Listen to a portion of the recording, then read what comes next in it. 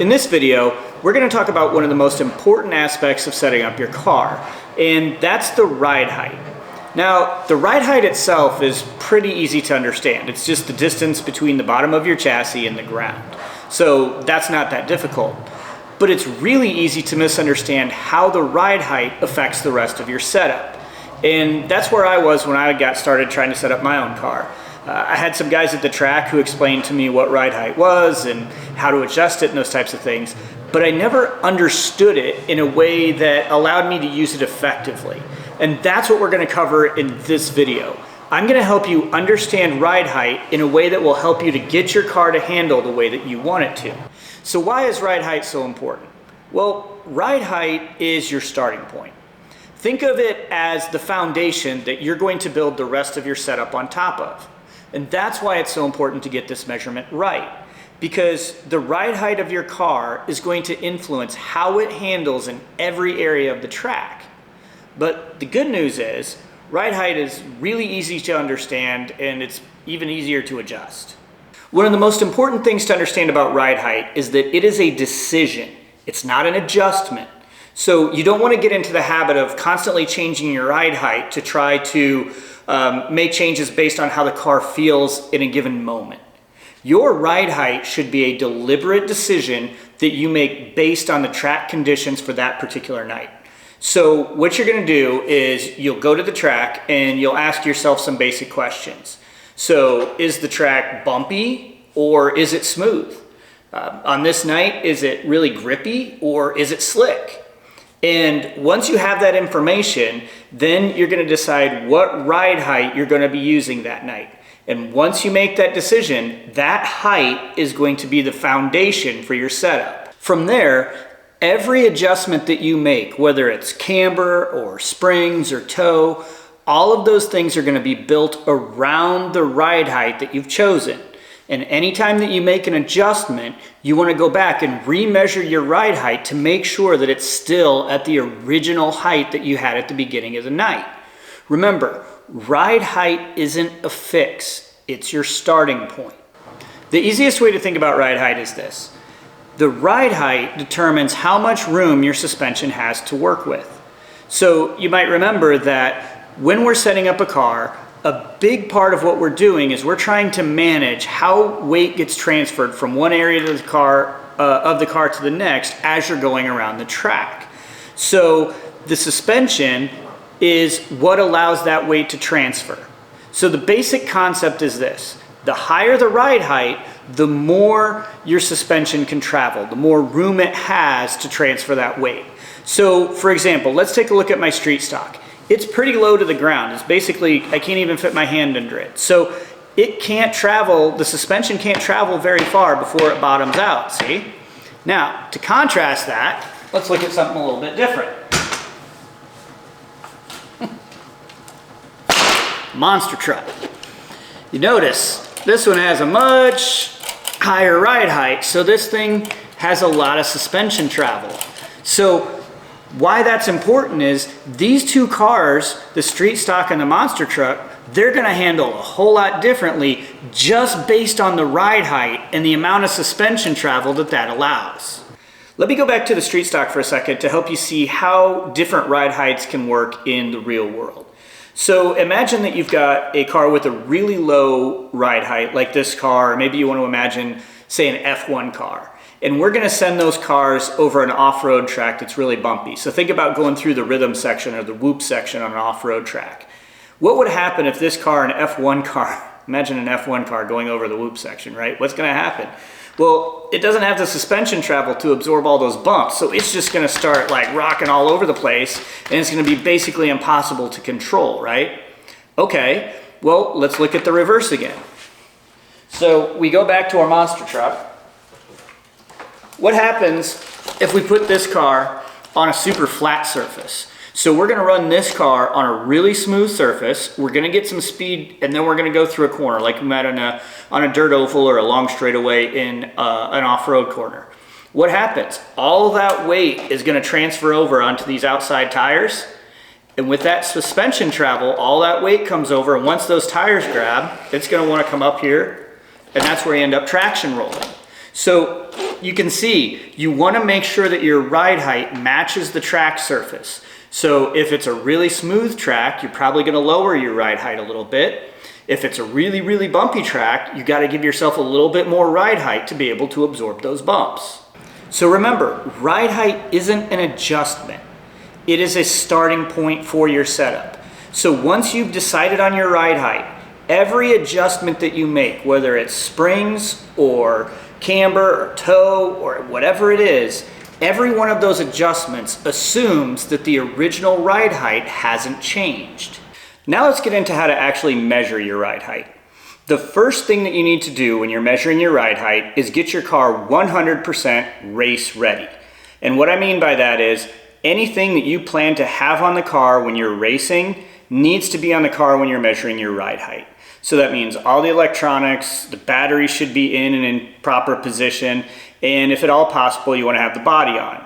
Now, there are some instances where you wouldn't. For example, this is my street stock, and I don't have the body on right now because the body's so wide that I can't get the gauge under the car. So there'll be a few instances where you'll measure with the body off. So for example, street stock or super stock, the Mud Boss can be tricky and things like that. But if at all possible, you want the body on and the car 100% ready to race.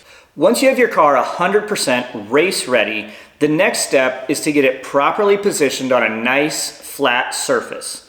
Your best option for that is to find, a pit board like this one. It's perfectly flat. I know I'm going to get the same measurement every time that I measure on this particular board. But if you don't have something like this available, that's not a big deal. Just find a nice countertop, a workbench, something that you know is pretty close to perfectly flat and that's always going to be available for you when you want to measure your car.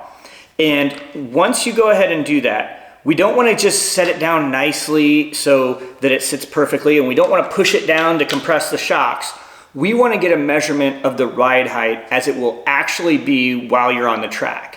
So what you want to do is grab your car and hold it just 24 or 36 inches above the surface, and then just let it drop. Okay? And let it settle. Because that's the way it's going to be on the track. We don't want to push it down or lift it up. We want an accurate reading, and we want something that we can recreate, right? So if we drop it every time, we're going to get that same measurement every time we do this. Once your car's had a moment or two to settle and it's in a proper position on that flat surface, that's when you want to grab your ride height gauge. And I know I've said this before, but I'm going to continue saying it because it caused me so many problems when I get started. If you're planning to spend any amount of time in the RC hobby at all, you need to get yourself good quality tools like this one. I know they seem expensive when you first look at them, but I promise you in the long run, they save you a ton of frustration and a ton of money. So you want to get yourself a decent aluminum ride height gauge like this one. There's a few different companies that make them. You should be able to find one at your track hobby shop if you look. I know there are a couple of different styles of gauges for ride height, but this is the one that's easiest as far as from my experience, and I feel like I get the best measurements from. So I would go ahead and get a nice ride height gauge like this one. And we're going to take two different measurements here. We're going to do a front ride height and a rear ride height. Okay, so what we're going to do is we're going to find a nice flat spot at the front of the chassis and at the rear of the chassis where we're going to take our measurement. And the key here is it's not so much important that you find the exact perfect spot to get your ride height, but that you find a spot that you can go back to every time and measure in that same exact spot. Because we want a consistent reading over time. We want to make sure that we're always measuring that exact same spot. So I like to find a reference point. So in the front, especially on my street stock here, I'm going to try to measure right under this servo because I can find that all the time. And in the back, I'm going to go just in between the motor and the rear diff here because it's flat under there, and I can always find that spot because, again, I have a reference point and I just know where it is. It's going to be a little different on every car, but find something you're comfortable with and then make sure you hit the exact same point every time. Because, again, consistency is much more important than perfection. So right now I have my ride height gauge locked out so that it's at the lowest measurement. And right now what I'm going to do is I'm going to slide it up underneath the chassis, right underneath the servo, and I'm going to turn that knob left to loosen the screw a little bit and just let the lever go up enough just to barely touch the bottom of the chassis. I want to make sure I don't move it, just let it touch gently. I'm going to lock that screw down again and gently slide the ride height gauge back out. And now, when I look at the gauge, where this tick mark is going to tell me what my ride height is. So you can see right here, my ride height is at about 18 millimeters for the front of my car. Now we'll do the same thing for the rear. Okay. So all I do, again, lock it out at the bottom, slide it underneath gently. I'm going to turn this little knob to let it go up. Boom, it just barely touches the chassis. I lock it back down, slide it out gently, and my ride height apparently is a little bit low in the back. So it looks like I'm at 16 millimeters there, so I may need to adjust that. And that's all there is to measuring the ride height. The one big key I want you to remember is you want to make sure that you move only the ride height gauge and not the car. If you accidentally slam down this gauge and you end up pushing the car up a little bit, then you need to start over at step 2, drop your car, and remeasure because you've adjusted the ride height on accident. Like you're not getting a pure measurement at that point. So just remember, the gauge can move, the car shouldn't. And if you do that, you should be able to get accurate measurements every time that you do this. And once you have those two measurements, your front ride height and your rear ride height, the final step is to write them down. If you've been following racing for any amount of time at all, you've probably heard drivers talk about their notebook, right? Well, this is where your notebook starts. It doesn't have to be anything fancy, just, you know, a spiral notebook, anything that you can keep with your pit equipment or take to the track. And what you're gonna do is you're gonna write down the date, the track you're going to, and the front and rear ride height.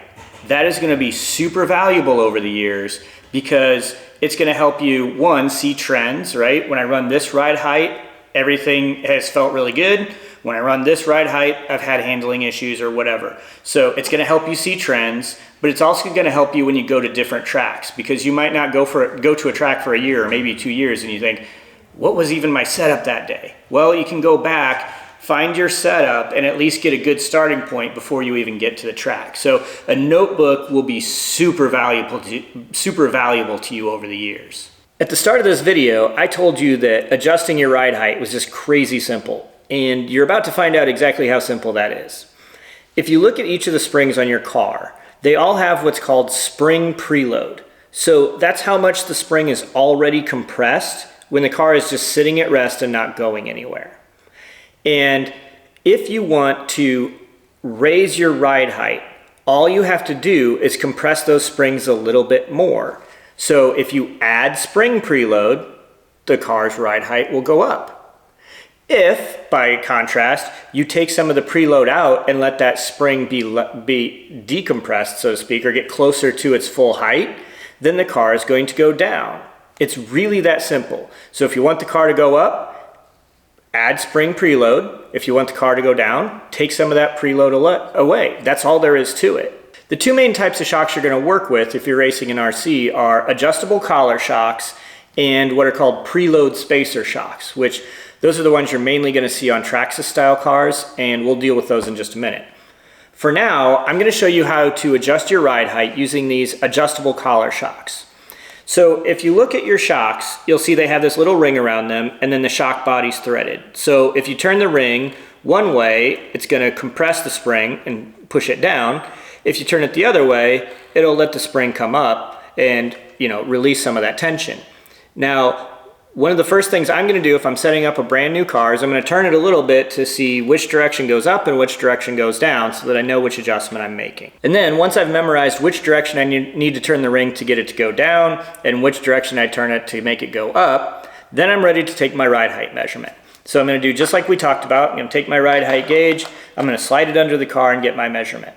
And then once I know where my car's ride height is relative to where I want to be, I'm going to start to take some big swings and try to just get it in the ballpark. So if the ride height is, let's say it's way too low and I need to bring it up a little bit, I'm just going to start taking some turns, maybe turn it 4 or 5 times and get it close, basically, right? And when I'm doing that, keep in mind, I want to make sure I have a balanced car. So I need to have both these springs have the same amount of spring preload. Otherwise the car is going to be all unbalanced and it's not going to handle well. So you might want to get a pair of calipers or something to measure the distance between this ring and the top of the shock body. You want to make sure that distance is the same on both the left spring and the right spring, okay? So again, the first thing I'm going to do is just take some big swings, turn it 3, maybe 4 times to get it close to the measurement that I'm looking for. And once I get it within a millimeter or 2, that's when I'm going to start paying really close attention to what I'm doing. And again, I want to make sure I make the same adjustment on both left and right springs. So let's say I just need 1 millimeter. I might take 1 turn down, 1, and then I'm going to do the exact same over here, 1. And then I take my measurement again, up, I'm about a 0.5 millimeter now. So now I might go half turn. And then as soon as I get it, I'm gonna leave things alone. I'm gonna turn around and do the exact same thing on the back. Now let's adjust ride height using these preload spacer shocks. All the concepts here are gonna be the exact same. So basically you wanna find out what your ride height is relative to where you wanna be, get it in the ballpark, and then start making some very minor adjustments, and you still wanna keep everything balanced. The only difference here is instead of having a shock collar, these have these little, can you see that?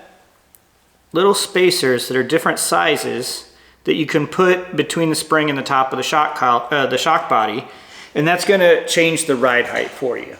So in this case, I've already got a couple in there. This is my Mud Boss.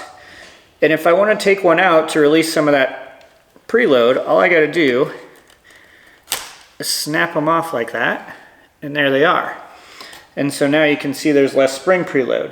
But obviously I want some of that spring preload because I had it in there. Been a while since I've raced this car, but I assume it was in there for a reason. So to put it back in, all I need to do is push that spring down. Here, let me try it this side so you can see. I'm gonna push that spring down, slide it in, and let it go. And all I need to do is as I get closer and closer to the ride height I want, I put in a bigger one, but I might choose to put in one of these smaller ones or one of these itty bitty ones as I get even closer. I think, oh yeah, I even got a smaller one, look at that. So you can get this dialed in really close to what you want. You just have to change the different groups of spacers that you put in there and get it where you want it to be. It really is that simple. So then the question becomes, how do you know where to set the ride height for your car the very first time you're setting it up? And the answer to that is pretty simple, because there's usually a pretty narrow range for each car on what ride height is going to help it handle well. So what you're going to do is you're going to go to the track and you're going to ask all the guys who are running the same car as you where they're going to set their ride height. And then whatever the most popular answer is, that's where you're going to set your ride height. And the reason for that is it's going to give you a very good baseline to start your setup with.